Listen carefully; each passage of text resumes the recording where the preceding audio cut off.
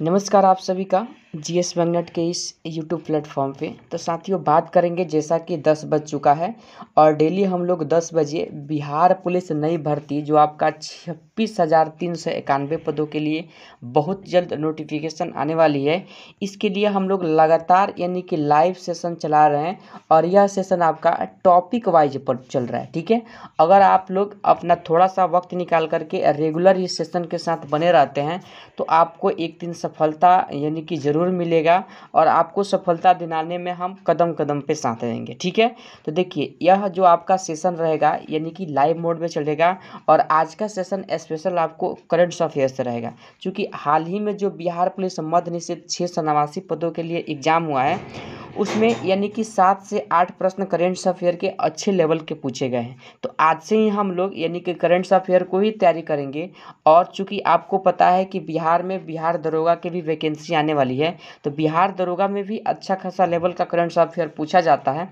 तो ध्यान दीजिएगा, यह बिहार दरोगा के जो भी लोग तैयारी कर रहे हैं कुछ मिनट अपना करेंट अफेयर के साथ बिता सकते हैं। सेशन अच्छा लगेगा तो आप लोग डेली जुड़िएगा, नहीं तो लाइव से हट जाइएगा। ठीक है, अनसब्सक्राइब भी कर दीजिएगा, कोई दिक्कत नहीं है, क्योंकि इस सेशन में हम 10 यानी कि करंट अफेयर मोस्ट इम्पोर्टेंट कराएंगे और 10 प्रश्न के साथ साथ मैं प्रत्येक प्रश्न का 5 से यानी कि 6 आपको डिस्कशन भी लिख कर दिया हूँ। ठीक है, यानी कि अच्छे तरह से आपको समझाने का भी प्रयास किया हूँ। तो जैसा कि हमने शुरू में ही आपसे बोला था, जिस दिन फर्स्ट क्लास आपका हुआ था, कि क्लास में आप लोग एक कॉपी और एक पेन लेकर के बैठिएगा। तो जितना भी प्रश्न हम कवर कराएंगे आप लोग कॉपी पर नोट करते जाइएगा। यह यानी कि प्रश्न आपके लिए काफ़ी ज़्यादा रामबाण साबित होगा जिस दिन आपका पेपर होगा। ठीक है ना, और आज से लगिएगा तभी एक दिन सफलता हासिल कीजिएगा, नहीं तो आप लोग सोचिएगा 5 से 6 दिन में हम लोग सफलता हासिल कर लेंगे तो कुछ नहीं होने वाला है। ठीक है, तो चलिए हम लोग सेशन को शुरू करेंगे, लेकिन सेशन शुरू करने से पहले आप लोग बच्चों की संख्या को थोड़ा सा बढ़ा दीजिए,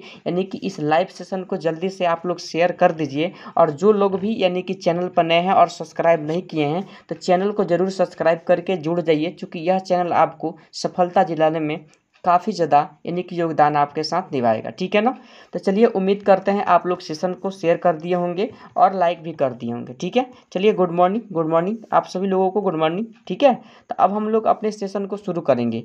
तो देख लीजिए आज के सेशन का आपका पहला प्रश्न है, यानी कि हाल ही में बिहार का स्टेट आइकॉन किसे नियुक्त किया गया है।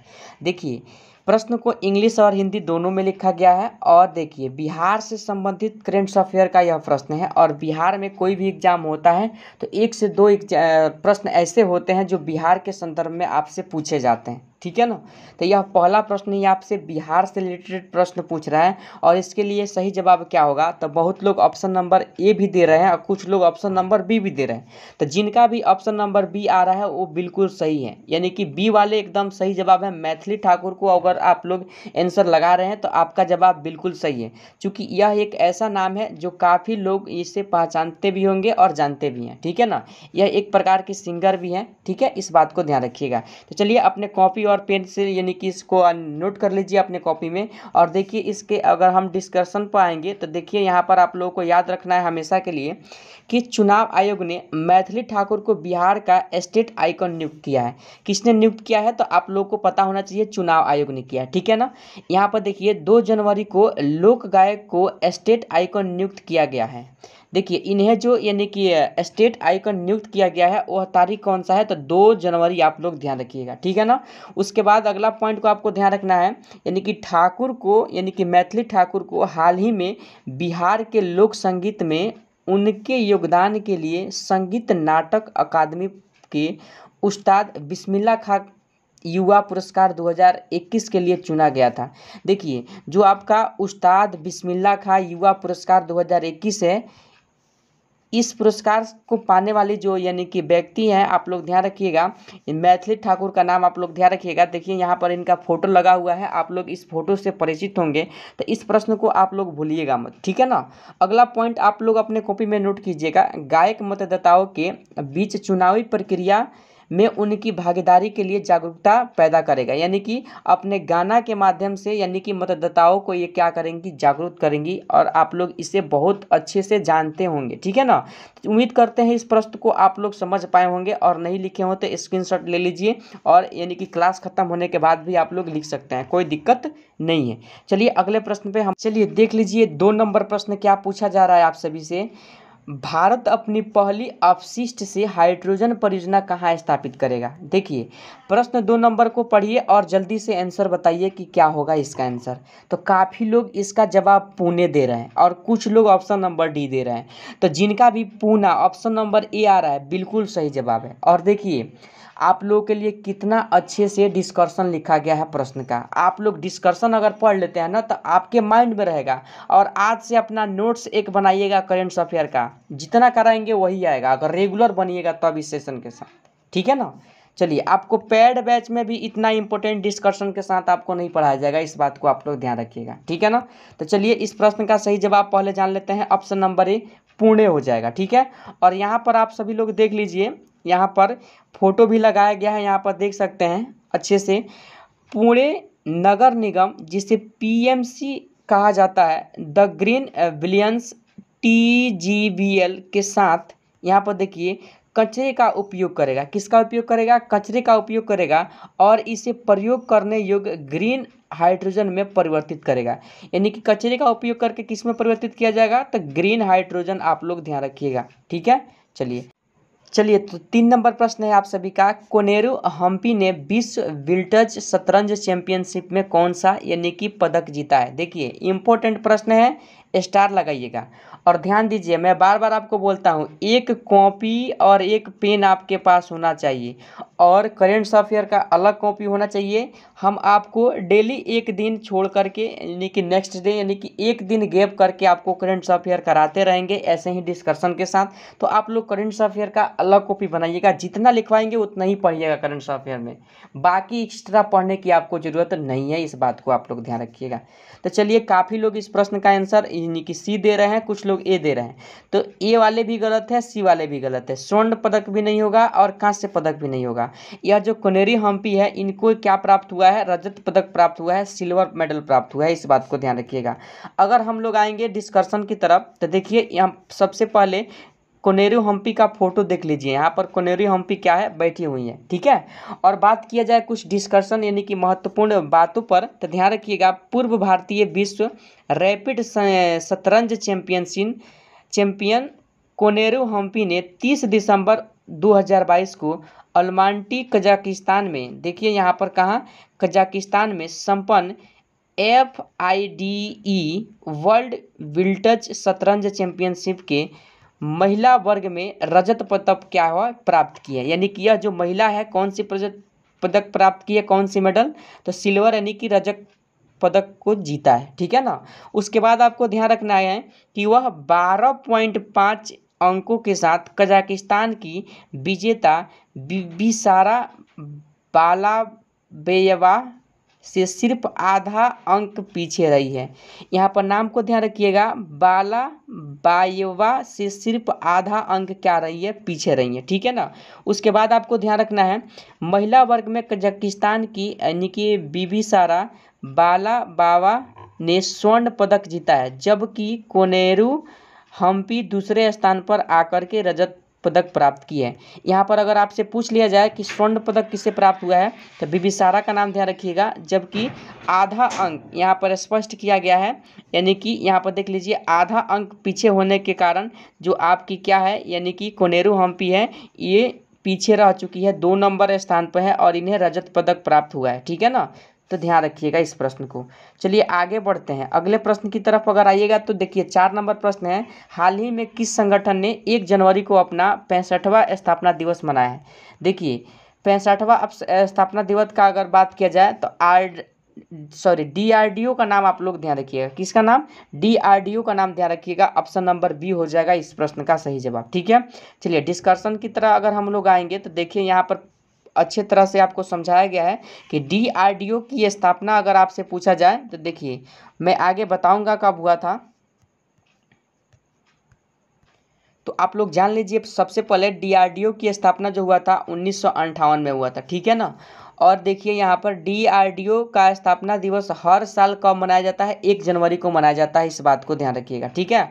उसके बाद आपको ध्यान रखना है रक्षा अनुसंधान एवं विकास विभाग के सचिव तथा डीआरडीओ के अध्यक्ष डॉक्टर समीर वी कामत ने महानिदेशकों और यहाँ पर ध्यान से समझिए डीआरडीओ के वरिष्ठ अधिकारियों के साथ भारत के मिसाइल मैन डॉक्टर कलाम यानी कि एपीजे अब्दुल कलाम की आवक्ष प्रतिमा पर क्या किया है, पुष्पांजलि अर्पित की है, ठीक है ना।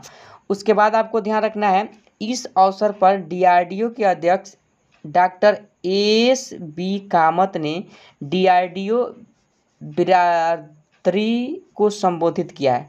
आपसे यहाँ पर एक प्रश्न पूछा जा सकता है कि डीआरडीओ के जो अध्यक्ष हैं उनका नाम बताइए, तो डॉक्टर बी कामत का नाम आप लोग ध्यान रखिएगा, ठीक है। और यहाँ पर देखिए, यहाँ पर आपसे डीआरडीओ का अगर फुल फॉर्म पूछा जाए तो डिफेंस रिसर्च डेवलपमेंट यानी कि ऑर्गेनाइजेशन आप लोग ध्यान रखिएगा, ठीक है। स्थापना 1 जनवरी 1958 को हुआ था। इसका मुख्यालय पूछ लिया जाए तो दिल्ली में है। और अध्यक्ष कौन है, तो समीर कामत का नाम आप लोग ध्यान रखिएगा। उम्मीद करते हैं हर चीज़ समझ पाए होंगे। आगे बढ़ते हैं अगले प्रश्न की तरफ अगर आते हैं तो 5 नंबर प्रश्न पूछा जा रहा है, भारत में किस राज्य के पशुओं के लिए पहली IVF इकाई मोबाइल डिवाइस का शुभारंभ किया गया है। इंपॉर्टेंट प्रश्न है, स्टार लगाइएगा, अच्छे से इस प्रश्न को अपने दिमाग में रखिएगा, ठीक है। चलिए, तो अगर इस प्रश्न के लिए सही जवाब का बात किया जाए तो देखिए ध्यान रखिएगा ऑप्शन नंबर सी, गुजरात राज्य का नाम आप सब लोग ध्यान रखिएगा, ठीक है। और यहाँ पर देख लीजिए फोटो भी लगा दिए हैं, अच्छे से आप लोग समझ जाइए, इसको देख लीजिए, ठीक है। चलिए आते हैं डिस्कशन की तरफ इसको। तो देखिए यहाँ पर आपको समझाने का प्रयास किया गया है, पशुओं के लिए देश के पहले in vitro fertilisation IVF mobile unit की शुरुआत गुजरात के कहाँ से होगा, अमरेली में की गई है। कहाँ से की गई है, अमरेली से की गई है, ठीक है। उसके बाद आपको आगे ध्यान रखना है, केंद्रीय मंत्री यानी कि पुरुषोत्तम रूपाला ने मोबाइल IVF लैब का उद्घाटन किया है। यानी कि किसने किया है, तो देखिए यहाँ पर बताया गया है पुरुषोत्तम रूपाला ने किया है, ठीक है। उसके बाद आपको ध्यान रखना है यहाँ पर कि इस यूनिट की मदद से अमरेली के पशुओं को IVF तकनीकी उपलब्ध कराने का काम शुरू होगा, ठीक है।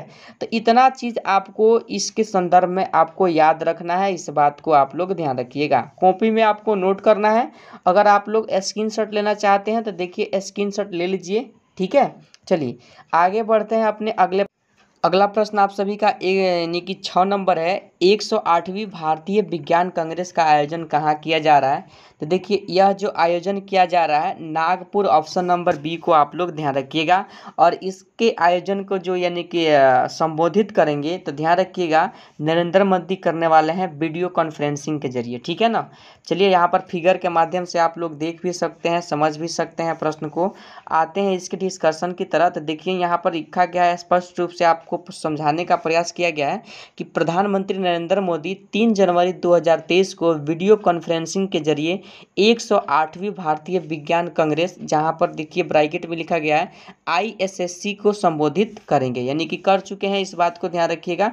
उसके बाद आपको ध्यान रखना है 108वीं भारतीय राष्ट्रीय कांग्रेस विज्ञान का आयोजन यानी कि भारतीय विज्ञान कांग्रेस संघ के द्वारा 3 से 7 जनवरी 2023 तक यानी कि राष्ट्र संघ, यहाँ पर ध्यान रखिएगा तुकडोजी महाराज नागपुर विश्वविद्यालय में किया जा रहा है। कहाँ किया जा रहा है, तो ध्यान रखिएगा विद्यालय का नाम भी पूछा जा सकता है।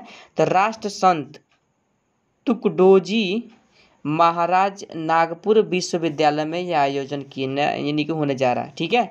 उसके बाद 108वीं भारतीय विज्ञान कांग्रेस 2023 की थीम, यानी कि आपसे थीम पूछे तो आप स्टार लगाइएगा। थीम क्या है, महिला सशक्तिकरण के साथ सतत विकास के लिए विज्ञान और प्रौद्योगिकी, इसका क्या है थीम है। थीम आपके एग्जाम में पूछा जा सकता है, इंपॉर्टेंट प्रश्न है, महिला से रिलेटेड प्रश्न है, पूछा जा सकता है। आप लोग अच्छे से इस प्रश्न को याद रखिएगा, ठीक है।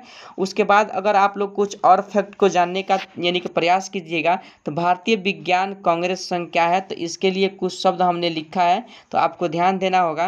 यानी कि भारतीय विज्ञान कांग्रेस संघ की स्थापना का मुख्य श्रेय 2 ब्रिटिश रसायनों प्रोफेसर J.L.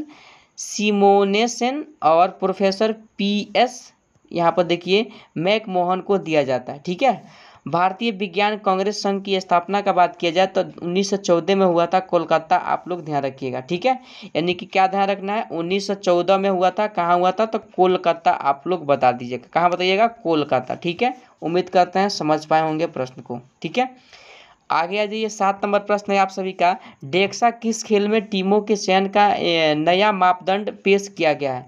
देखिए आप लोग देख लीजिए कि यह खेल क्या है, यानी कि किससे रिलेटेड है। तो फिगर में आप लोग देख क्या होगा, यहाँ पर लोगो आपका देख लीजिए, यानी कि क्रिकेट से संबंधित है, ठीक है ना। तो इस प्रश्न के लिए आप लोग अगर जवाब दीजिएगा तो बहुत लोग ए दे रहे हैं, बहुत लोग बी। तो जितने भी लोग ए जवाब दे रहे हैं बिल्कुल आपका सही जवाब है, ठीक है। क्रिकेट से संबंधित डेक्सा है। और देखिए अगर डिस्कशन की तरह आइएगा तो यहाँ पर देखिए डिस्कशन आपको लिख करके समझाया गया है कि डेक्सा क्या है। पहले आप लोग जानिए कि डेक्सा होता क्या है, ठीक है ना। तो अगर डेक्सा का बात किया जाए तो देखिए डेक्सा को यानी कि डेंसिटी टेस्ट भी कहा जाता है। क्या कहा जाता है, बोन डेंसिटी टेस्ट कहा जाता है। और यह एक एक्सरे तकनीकी है जिसका उपयोग हड्डियों की ताकत को मापने के लिए किया जाता है। यानी कि डेक्सा का उपयोग किसके लिए किया जाता है, हड्डी को मापने के लिए किया जाता है। और ध्यान रखिएगा यहाँ पर इससे यह पता चला यानी कि लगाया जा सकता है कि क्या परीक्षण करने वाले व्यक्ति के हड्डियों के टूटने या खोने का कोई खतरा है, या किसी खिलाड़ी को शरीर के किसी हिस्से को फ्रैक्चर होने का खतरा है, ठीक है ना। तीसरा पॉइंट आपको याद रखना है, यह शरीर की संरचना को मापने और शरीर में वसा और मांसपेशियों को रिकॉर्ड करने भी मदद करता है। देखिए कितना अच्छे से यहाँ पर डेक्सा के बारे में समझाया गया है। तो आप लोग जल्दी से स्क्रीनशॉट लीजिए, नहीं तो अगर फास्ट लिख रहे हैं तो आप लोग लिखने का प्रयास कीजिए।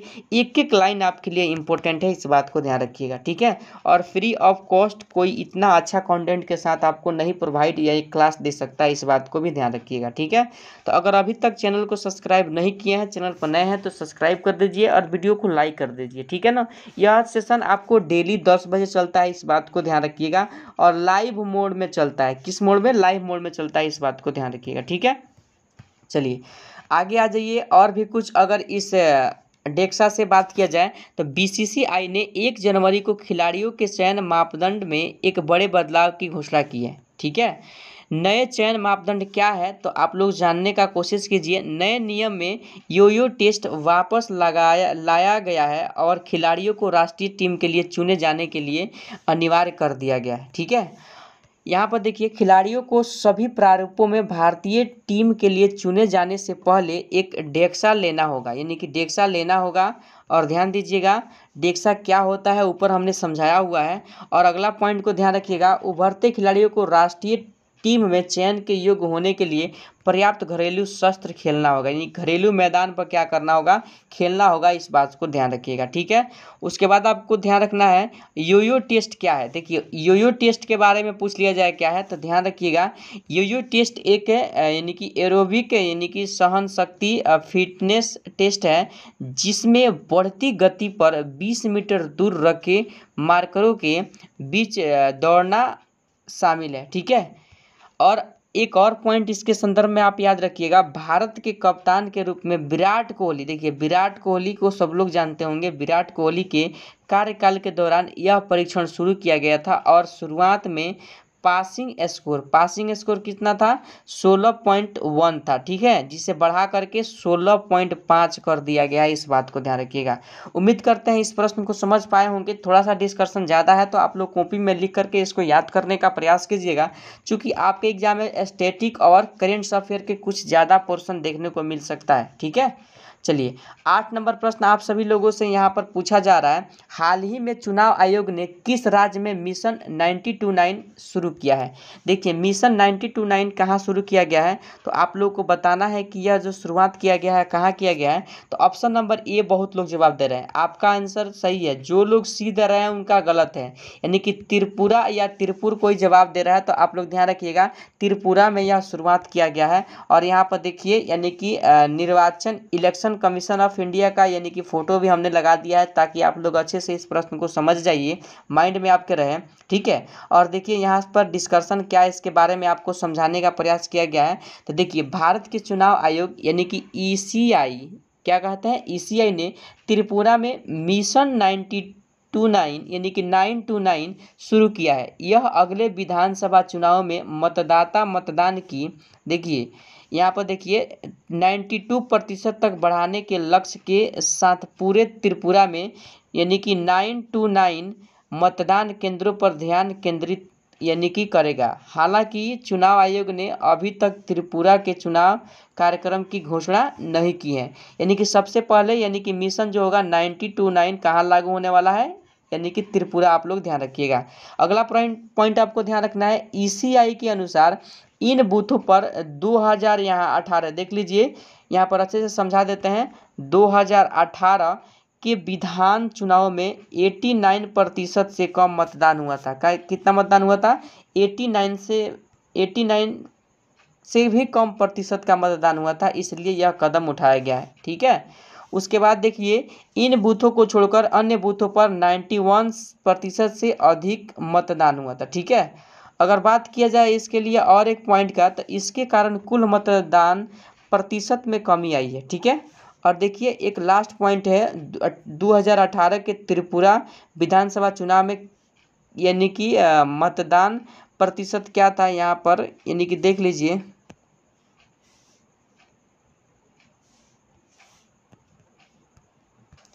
तो 89, देखिए 89.5% आप लोग ध्यान रखिएगा, ठीक है। चलिए आगे बढ़ते हैं, अगले प्रश्न पे आते हैं। देखिए अगला प्रश्न आपसे 9 नंबर पूछा जा रहा है, देखिए ध्यान से प्रश्न को। प्रवासी भारतीय सम्मान पुरस्कार से सम्मानित मोहम्मद इरफान अली किस देश के राष्ट्रपति है। देखिए इम्पोर्टेंट प्रश्न है, या स्टार लगाइएगा इस प्रश्न पे। जब भी बिहार दरोगा या बिहार पुलिस का एग्जाम होगा इस प्रश्न को जरूर पूछा जाएगा आपसे, ठीक है। तो देखिए बहुत लोग ऑप्शन डी दे रहे हैं, बहुत लोग ऑप्शन डी दे रहे हैं आंसर, जो बिल्कुल गलत है। नेपाल नहीं होगा। जो भी लोग ऑप्शन नंबर ए दे रहे हैं यानी कि गुयाना यानी कि गुआना आप लोग ध्यान रखिए, यहाँ पर लिख देते हैं यानी कि गुयाना आप लोग का आंसर सही होगा, जो ऑप्शन नंबर ए है, ठीक है। चलिए इसके डिस्कशन की तरह अगर हम लोग बढ़ते हैं, तो डिस्कशन में आपको समझाने का प्रयास किया गया है। और यहाँ पर एक चीज़ देख लीजिए, यही जो राष्ट्रपति है ना, क्या है, मोहम्मद इरफान अली, यही देखिए फोटो में आपको दिखाया गया है। चश्मे लगाए हुए हैं और कितने हेल्थी है, ठीक है, बॉडी बिल्डर भी है कि नहीं। चलिए यहाँ पर आप लोग ध्यान दीजिए, लिखने वाला पॉइंट यह है, वो तो देखने वाला पॉइंट था ना। राष्ट्रपति मोहम्मद इरफान अली यानी कि गुयाना के 9वें राष्ट्रपति हैं। कितने नंबर के हैं, 9वें राष्ट्रपति हैं, ठीक है ना। जो 17वें प्रवासी भारतीय सम्मान पुरस्कार, जिसे यहाँ पर देखिए PBSA के 21 प्राप्तकर्ताओं में से एक है, यानी कुल कितने लोगों को दिया गया है, 21, जिसमें से एक यानी कि मोहम्मद इरफान अली को भी मिला है, ठीक है ना। इस बात को ध्यान रखिएगा। एक और पॉइंट आप लोग ध्यान रखिएगा, वह इस साल इंदौर में होने वाले प्रवासी भारतीय दिवस सम्मेलन के मुख्य अतिथि भी होंगे। यानी कि जब भी प्रवासी भारतीय यानी कि संघ के लिए जो यानी कि आयोजन किया जा रहा है, यानी कि इसमें यह मुख्य अतिथि के रूप में आएंगे, ठीक है ना। चलिए अगला प्रश्न क्या है आपका, 10 नंबर। देखिए 10 नंबर प्रश्न है, उड़ीसा राज्य के किस पहल को UN यानी कि वर्ल्ड हैबिटेट अवार्ड्स 2023 से सम्मानित किया गया है।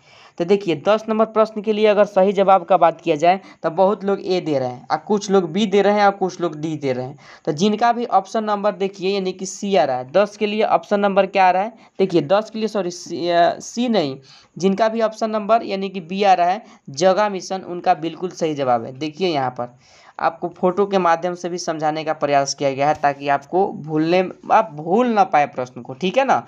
तो फोटो के साथ रिलेट करके प्रश्न को याद रखिए और इस प्रश्न के लिए सही जवाब ऑप्शन नंबर यानी कि बी को आप लोग ध्यान रखिएगा। आइए डिस्कशन में क्या आपको समझाने का प्रयास किया गया है आप लोग समझिए थोड़ा सा। देखिए यहाँ पर ओडिशा राज्य ने हाल ही में अपनी 5T यानी कि पहल जगह मिशन, यहाँ पर देखिए जगह मिशन के लिए UNA habitat world habitat awards 2023, ठीक है ना, यानी कि जीता है, ठीक है। यहाँ पर देखिए जगह मिशन ओडिशा में चलाया जा रहा है, एक एस्लम यानी कि उपग्रेडिंग प्रोग्राम है। क्या है? एस्लम उपग्रेडिंग प्रोग्राम है, आप लोग को ध्यान रखना है। और देखिए यहाँ पर जगह मिशन इससे पूर्व 2019 में UN habitat world habitat awards जीत चुका है, ठीक है ना। और साथ ही इस पहल को भारत भू स्थानिक उत्कृष्टता पुरस्कार भी मिल चुका है। यहाँ पर देख लीजिए, अच्छे से इसको पढ़ लीजिए, ठीक है। तो देखिए कितने अच्छे तरह से हमने डिस्कशन के माध्यम से आपको समझाने का प्रयास किया है। जिनका भी ऑप्शन नंबर यानी कि इस प्रश्न के लिए जो भी ऑप्शन नंबर बी दिए थे उनका क्या हो जाएगा, बिल्कुल सही जवाब था, ठीक है ना, ध्यान रखिएगा। चलिए अगले प्रश्न की तरफ हम लोग बढ़ते हैं और देखिए 11 नंबर जो प्रश्न रहेगा आज के सेशन का लास्ट प्रश्न रहेगा। चूँकि आप लोगों को 11 प्रश्न कराए हैं लेकिन डिस्कशन के साथ कितना प्रश्न आपको कराए हैं आप लोग तुरंत इसको लिखिए अभी कॉपी में और तुरंत रिवीजन भी कर लीजिए। बात समझे कि नहीं? कल के भरोसे इसको नहीं छोड़ना है, ठीक है। चलिए देखिए यहाँ पर यानी कि CMIE की नवीनतम रिपोर्ट के अनुसार किस राज्य ने दिसंबर 2022 में सबसे अधिक बेरोजगारी दर्ज की गई है। देखिए यहाँ पर बेरोजगारी के लोग देख लीजिए, यहाँ पर बेरोजगार यानी कि छात्र या लोग रास्ते पर रोड पे उतरे हुए हैं रोजगार के लिए। और यह जो किया गया है आप लोग ध्यान रखिएगा, 11 नंबर प्रश्न के लिए जो भी लोग ऑप्शन नंबर यानी कि सी दे रहे हैं उनका बिल्कुल सही जवाब है, यानी कि जिनका हरियाणा आ रहा है उनका बिल्कुल सही जवाब है, आप लोग ध्यान रखिएगा, ठीक है। आइए डिस्कशन की तरफ आप लोग बढ़ जाइए। देख लीजिए यहाँ पर आपको समझाने का प्रयास किया गया है, यानी कि centre for monitoring the Indian economy CMIE एक अध्ययन के अनुसार दिसंबर 2022 में भारत की बेरोजगारी दर यानी कि 6 महीने, ध्यान रखिए 6 महीने के उच्च स्तर 8.3% पर पहुंच गई है। यहाँ पर स्पष्ट रूप से आपको बताया गया है। और अगले पॉइंट में आपको समझाया गया है राज्यों में सबसे अधिक बेरोजगारी दर कहाँ है, हरियाणा में है। कहाँ है? हरियाणा में है। कितना प्रतिशत? तो 37.4% आप लोग ध्यान रखिएगा, ठीक है। इसके बाद राजस्थान का यानी कि नाम आता है जो 28.5% दर्ज किया गया है बेरोजगारी। और उसके बाद दिल्ली का नाम ध्यान रखिएगा 20.8% पर है, ठीक है ना। इस बात को आप लोग ध्यान रखिएगा। तो जैसा कि आज के इस लाइव सेशन में हम लोग 11 अति महत्वपूर्ण डिस्कशन के साथ करेंट अफेयर के इंपॉर्टेंट प्रश्नों को सॉल्व किया है। जो प्रश्न आपके यानी कि पैड बैच में भी इतना अच्छे डिस्कशन के साथ नहीं मिलेगा। और यह प्रश्न आपके लिए बिहार पुलिस हो या बिहार में कोई भी एग्जाम हो जिस पे करेंट अफेयर पूछा जाता है उन सभी एग्जामों के लिए यह सेशन काफ़ी ज़्यादा और यानी कि प्रश्न इंपॉर्टेंट है, ठीक है ना। तो आप सभी लोगों को क्लास कैसा लगा, सेशन कैसा लगा हमें कमेंट में ज़रूर बताइए, ठीक है। और अभी तक चैनल को सब्सक्राइब नहीं किए हैं तो चैनल को सब्सक्राइब करके यानी कि बगल वाले घंटी को दबा करके रख दीजिए ताकि कोई भी वीडियो को अपलोड किया जाए या क्लास लाया जाए तो उसका नोटिफिकेशन आपको मिल सके, ठीक है। और नोटिफिकेशन मिले या ना मिले 10 बजे आपका यानी कि क्लास होता है रेगुलर, और जिसमें हम लोग एक दिन गैप तक करके एक दूसरे दिन क्या करेंगे, करंट अफेयर के लिए हम लोग क्लास लाएंगे। और बाकी इधर पिछले जो दिन रहेगा इसमें हम लोग टॉपिक वाइज तो कवर कर ही रहे हैं, ठीक है। तो चलिए सेशन को समाप्त करते हैं और फिर मिलते हैं अगले सेशन के साथ। तब तक के लिए जय हिंद जय भारत।